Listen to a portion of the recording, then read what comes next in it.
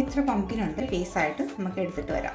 കുറച്ച് വെള്ളം ഒഴിച്ചിട്ട് വേവിക്കുകയോ അല്ലെങ്കിൽ ആവിയിൽ പുഴുങ്ങി എടുക്കുകയോ, നന്നായിട്ട് വേകണം. ഇതെന്തായാലും വെള്ളത്തിൻ്റെ അംശം ഒട്ടും വേണ്ട.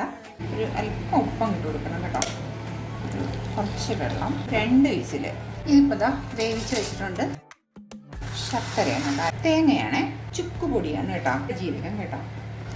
എന്നിട്ടിത് കൈ കൊണ്ടൊന്ന് നന്നായിട്ട് മിക്സ് ചെയ്യുക.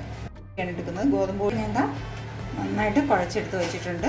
1 കപ്പ് മാവ് എടുത്തിട്ടുണ്ട് കേട്ടോ. ഇനി നമുക്ക് ചെയ്യേണ്ടതെന്ന് വെച്ചാൽ ഇങ്ങനെ ചെയ്ത് കൊടുക്കുക.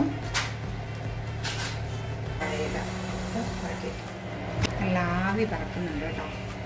നമുക്കിതിനെ ഒരു പ്ലേറ്റിലോട്ട് മാറ്റാം. ആവി പറക്കുന്നതാ ഇലയുടെ റെഡി ആയിട്ടുണ്ട്. അതും ഭയങ്കര ടേസ്റ്റിയാണ്, എന്നാൽ നല്ല ഹെൽത്തിയുമാണ്. ഒരു പ്രാവശ്യം നിങ്ങളിതൊന്ന് ട്രൈ ചെയ്ത് നോക്ക്. ഇഷ്ടമായിട്ടുണ്ടെങ്കിൽ ഒന്ന് ലൈക്ക് ചെയ്യാനും ഷെയർ ചെയ്യാനും സബ്സ്ക്രൈബ് ചെയ്യാനും മറക്കല്ല.